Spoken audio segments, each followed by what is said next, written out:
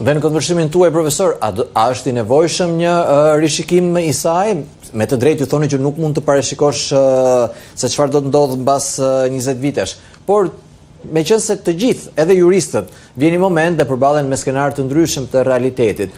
Në këto kushte, në konvershimin tuaj, a do të ishte e udhës, pra gjithmonë në kontekstin që si dalim nga kjo situatë, si evitojmë që ajo të na përsëritet në të shkuarën, a do të ishte e udhës që të kishim një amendim të saj?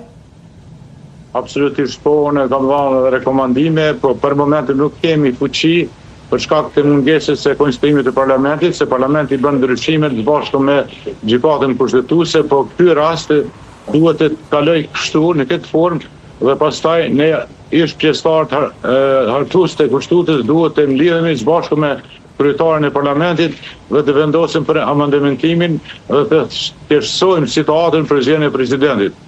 Njëjta situata ka pasur edhe Shqipëria dhe e ka shqetësuar, do thotë ka qenë me 35 tash me shumicën absolute zgjedhet presidenti. Edhe te ne duhet të zgjedhet me gjatë një vota që mos kemi problem të kësaj natyre, sepse në mënyrë automatike po shpërndahet parlamenti edhe po ashtu edhe qeveria në detyrë.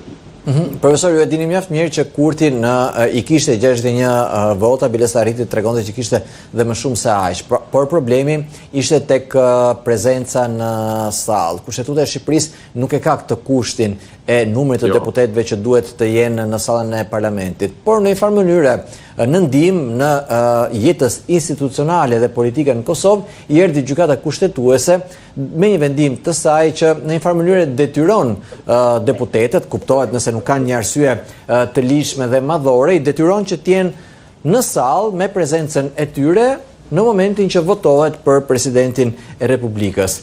Atëherë si është e mundur që politikanët në këtë sens e injorojnë një vendim të tillë të gjykatës kushtetuese dhe çfarë garancie do të kishim? Dhe kur them një vendim gjykatës kushtetuese, unë e përmenda edhe pak më herët me kolegun Xhaveri Çardaku, vendimet e gjykatës kushtetuese janë të barazdhshme me nenet e kushtetutës. Çfarë garancie do të kishim që në të ardhmen nuk do injoronin dhe vetë nenet e kushtetutës më pas?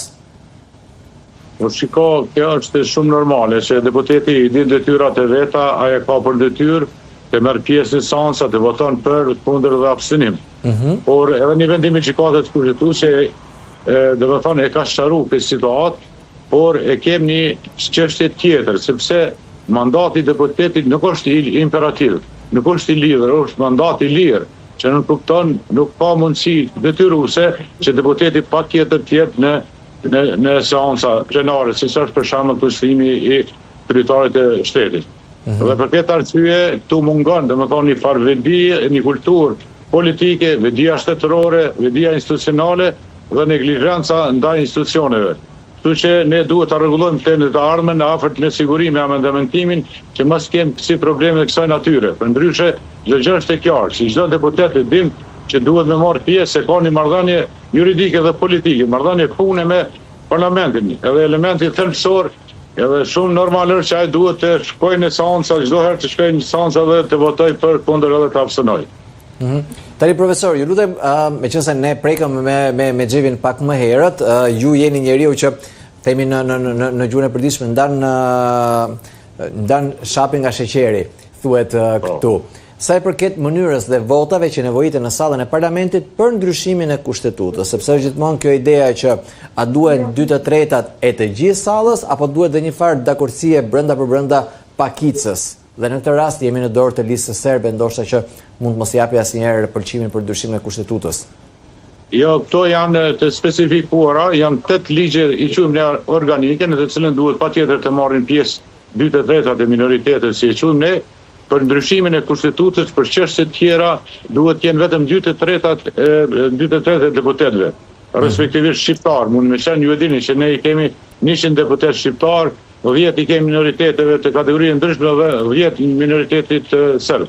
Ato janë pjesë integruese, nuk duhet të kenë pjesë vendimarrëse për shkak se ne jemi shumica 100 shqiptar që mund të zgjidhim edhe presidentit, edhe zgjidhim çdo çështje tjetër, amendamente kështu me radhë.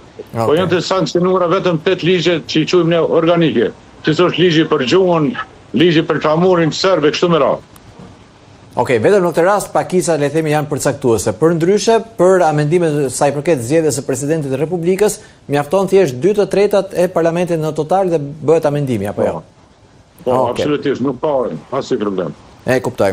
Doja të pyesja, po, pra, edhe për të ndryshuar ligjin sa i përket zgjedhjes së presidentit, pra me atë kërkesë që shtroi zonja Vjosa Osmani përpara se të përfundonte mandati që presidenti të zgjidhej drejt për drejt nga populli, është e nevojshme që kur të ndryshohet kushtetuta të jetë prezente dhe të votojnë pro dhe 2/3 e komuniteteve jo shumicë?